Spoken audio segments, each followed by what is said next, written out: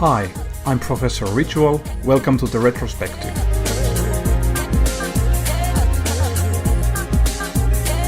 In 1985, we all tried to make sense of the Cold War. On silver screen, Michael J. Fox taught us how time travel works.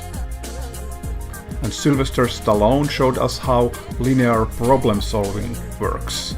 Actually twice.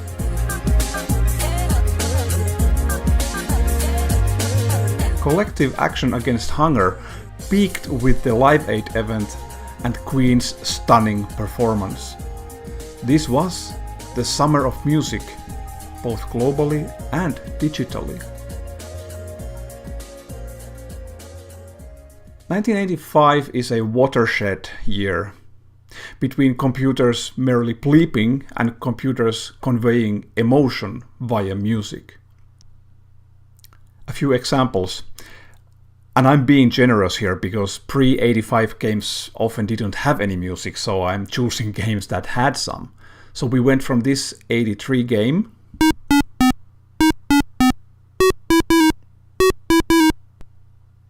to this 87 game.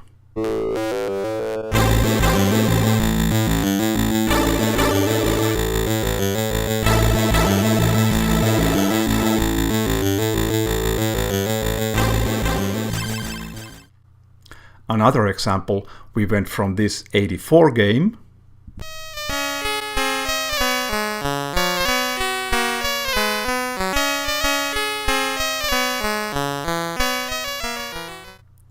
to this 87 game with a solo section.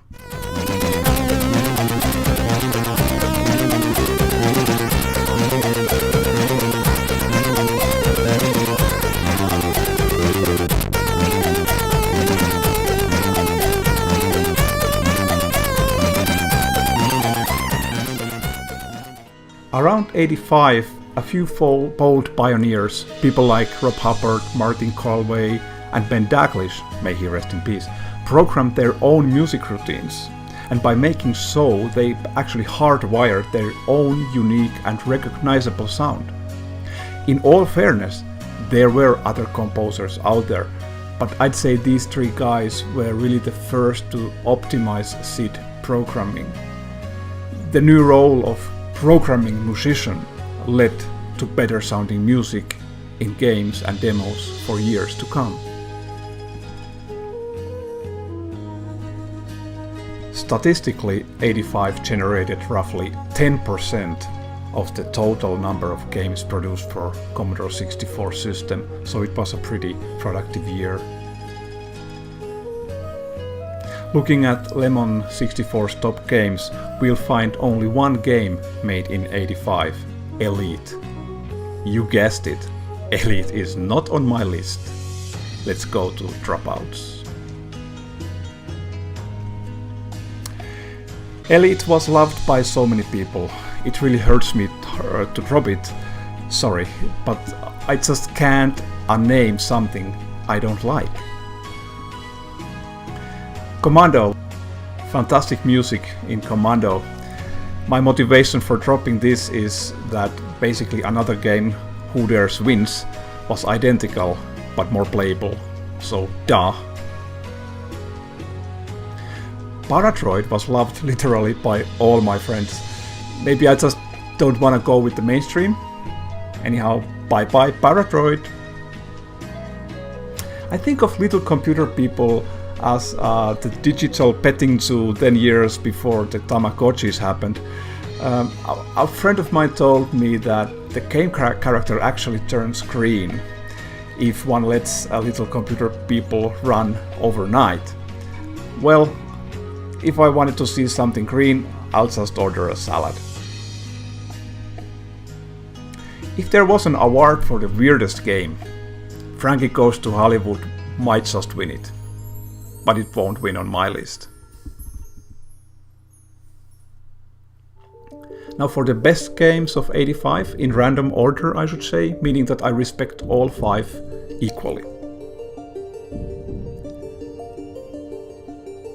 Number 1. Winter Games.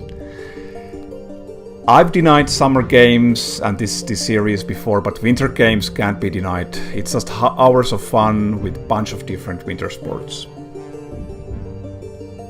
Number 2. The Goonies. Goonies was one of those games that I just ingrained in my mind in a positive way. And Goonies had a 2-player mode that allowed to play side by side with your friend.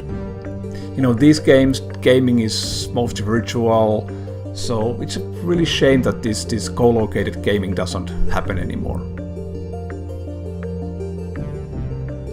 3. Rally Speedway. Another game that had 2-player mode. And it's not really the best of driving games, but the amount of fun bubbling up from the option to play with your friend face to face, side by side, competing, laughing, that's priceless.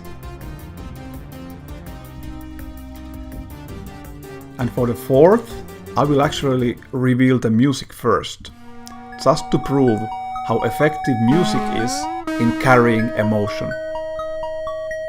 You know it, Exploding Fist, obviously. And this game offered complex multi-sprite animation, never been seen before. In my eyes, Exploding Fist is pretty much perfect game.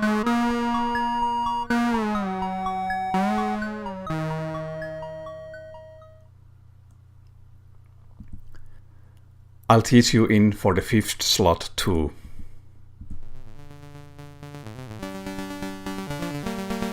Yes, it's the Ocean Tape Loader. This is my tribute not only to Martin Galway, but all SID composers, because this thing here just made music a first-class citizen, and that's so awesome.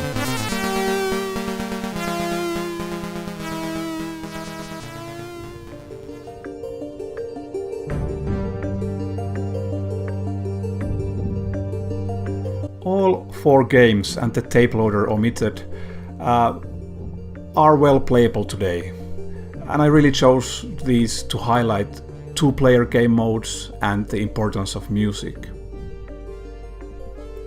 In 1985, music took the center stage in global and digital realms. This story goes beyond individuals and is ever continuing. No man is an island, and we all long towards higher ideals. If we can capture something of the spirit of 85, Summer of Music, we can reach the white shores of wisdom and beyond.